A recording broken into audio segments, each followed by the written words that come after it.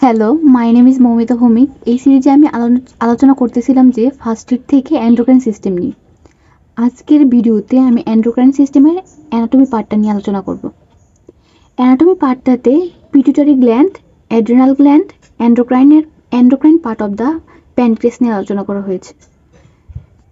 Pituitary gland, আমরা জানি কি দুইটা পিটুইটারি গ্ল্যান্ড আছে, anterior pituitary and posterior pituitary.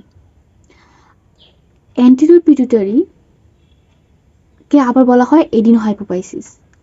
এটা মনে রাখতে পারি আমরা এ দিয়ে অ্যান্টেরিয়র পিটুইটারি গ্ল্যান্ড। সাধারণত আমরা জানি পিটুইটারি গ্ল্যান্ড নিজে হরমোন সিক্রেট করতে পারে না, এটা মেনটেন করে হোমোস্টেসিস উইথ হাইপোথ্যালামাস। পিটুইটারি গ্ল্যান্ডের সিক্রেশন মেনটেন হয় কিসের মাধ্যমে? হাইপোথ্যালামো পিটুইটারি এক্সিসের মাধ্যমে। ওকে, দেন অ্যান্টেরিয়র পিটুইটারি কিছু হরমোন সিক্রেট করে। এই হরমোনগুলোর নাম আমরা মনে রাখতে পারি কি দিয়ে? ফ্ল্যাট পিক দিয়ে।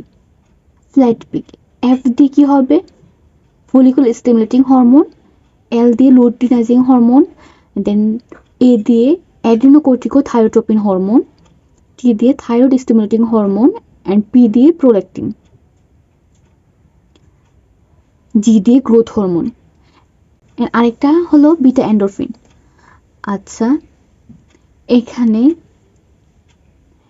এই হরমোনগুলোর মধ্যে ব্যাসোফিল থেকে কিছু সিক্রেট হয় আর এসিডোফিল থেকে কিছু সিক্রেট হয়। ব্যাসোফিল থেকে সিক্রেট হয় হলো follicle stimulating hormone, luteinising hormone, adrenocorticothyroid stimulating hormone, thyroid stimulating hormone. আর এসিডোফিল থেকে সিক্রেট হয় যেগুলো, ওগুলো মনে রাখতে পারবো আমরা পিক দিয়ে, পি অ্যান্ড জি। পি দিয়ে প্রোল্যাক্টিন আর জি দিয়ে গ্রোথ হরমোন। ওকে, দেন প্রো অপিও মেলানোকর্টিন সিক্রেট করে কি? Beta endorphin, ACTH and এমএসএইচ, melanocyte stimulating hormone. এটা আমরা মনে রাখতে পারি ব্যাম দিয়ে। বি দিয়ে বিটা এন্ডোরফিন, এ দিয়ে এসিটিএইচ অ্যান্ড এম দিয়ে এমএসএইচ। ওকে, দেন প্রো অপিও মেলানোকর্টিন কি কি সিক্রেট করে, এটা কিন্তু স্টেপ 1 এর জন্য অনেক ইম্পর্টেন্ট। দেন মেলানোট্রোপিন সিক্রেট হয় কোথা থেকে? Intermediate lobe of the pituitary gland থেকে। অ্যান্টেরিয়র পিটুইটারি ডেরাইভড করে হলো ওরাল অ্যাক্টোডার্ম থেকে, তার মানে অ্যাক্টোডার্ম থেকে, রেদকি পাউস থেকে।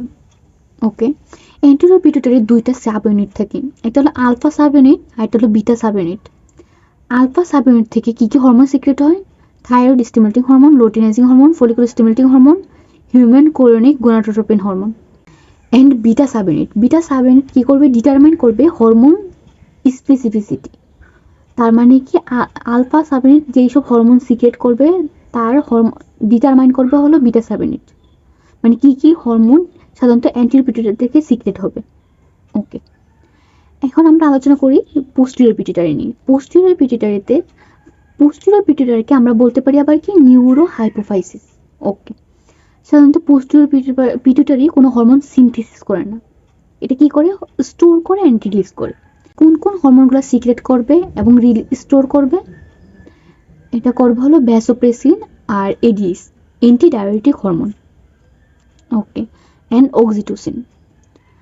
আচ্ছা, এই দুইটা হরমোন কোথায় সিনথেসিস হয়? সাধারণত সিনথেসিস হয় হাইপোথ্যালামাসের। আমরা জানি কতগুলো নিউক্লিয়াস আছে, তার মধ্যে সুপ্রাঅপটিক অ্যান্ড প্যারাভেন্ট্রিকুলার নিউক্লিয়াস।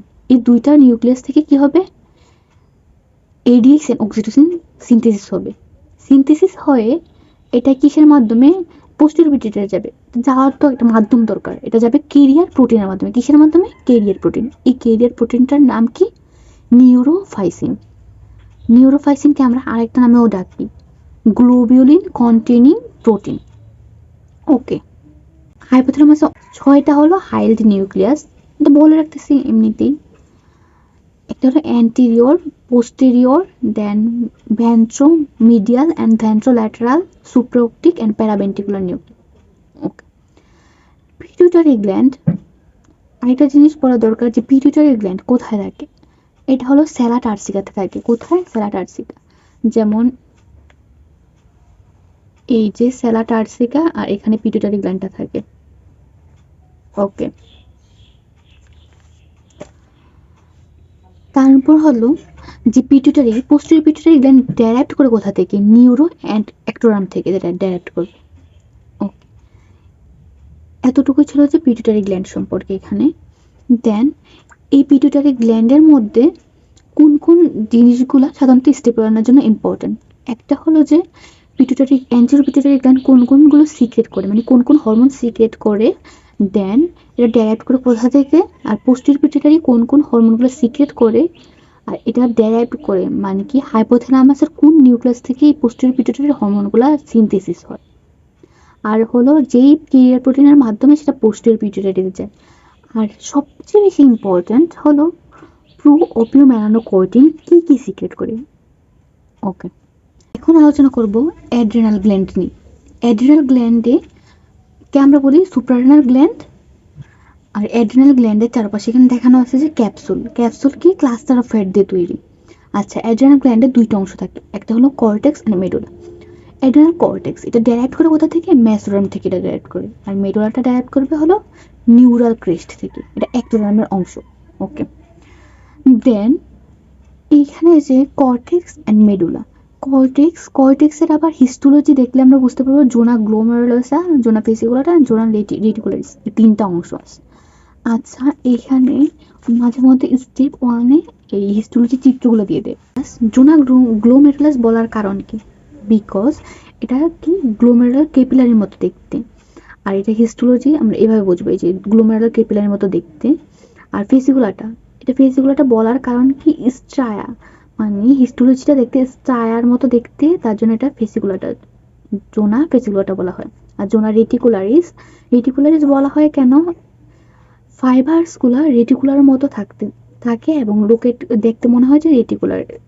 আচ্ছা, এটা হরাইজন্টালি থাকে। ওকে, দেন এগুলা কি সিক্রেশন, জোনা গ্লোমেরুলাস সিক্রেট করে কি মিনারেলোকর্টিকয়েড বলার কারণ হলো এটা কন্ডাক্ট করে সোডিয়াম পটাশিয়াম আর হাইড্রোজেন পটাশিয়াম চ্যানেল। আচ্ছা, আর এটা থেকে সিক্রেট হলো অ্যালডোস্টেরন হরমোনটা। আর জোনা ফেসিকুলাটা কি সিক্রেট করে, গ্লুকোকর্টিকয়েড ক্লাসের হরমোনগুলো সিক্রেট করে, যেমন কর্টিসল কিন্তু স্ট্রেস হরমোনও বলা হয়, কারণ ডিউরিং স্ট্রেস এটা সিক্রেট হয়। ওকে, আর জোনা রেটিকুলারিস কি করে, সিক্রেট করে অ্যান্ড্রোজেন, যেমন ডাইহাইড্রোএপিঅ্যান্ডোস্টেরন। ওকে, দেন এটা তো গেল অ্যাড্রিনাল কর্টেক্স। এখন অ্যাড্রিনাল মেডুলাতে থাকে হলো ক্রোমাটিন সেল কি সিক্রেট করে, ক্যাটেকোলামাইন সিক্রেট করে। Catecholamine that's mean epinephrine and norepinephrine. এখানে এই সিক্রেশনগুলো রেগুলেট হয় কিছু জিনিসের মাধ্যমে, যেমন জোনা গ্লোমেরুলাসের সিক্রেশন রেগুলেট হয় এনজিওটেনসিন 2 এর মাধ্যমে, জোনা ফেসিকুলাটার সিক্রেশন রেগুলেট হয় ACTH and CRS, zona reticularis এরও সিক্রেশন একইভাবে নিয়ন্ত্রিত হয়। দেন এখন যদি বলা হয় যে hormone producing anterior pituitary tumour হলে আমাদের কি কোর্টিসল অ্যান্ড অ্যান্ড্রোজেন সিক্রেশন বেড়ে যাবে নাকি কমে যাবে? অবশ্যই বেড়ে যাবে, কারণ যখন hormone producing anterior pituitary tumour হবে তখন অ্যান্টেরিয়র পিটুইটারি থেকে হরমোনগুলো সিক্রেশন বেশি হবে। আর অ্যান্টেরিয়র পিটুইটারির হরমোনগুলাই কি করে সিক্রেশন কন্ট্রোল করে, কার কর্টিসল অ্যান্ড ডাইহাইড্রোএপিঅ্যান্ডোস্টেরন মানে অ্যান্ড্রোজেন।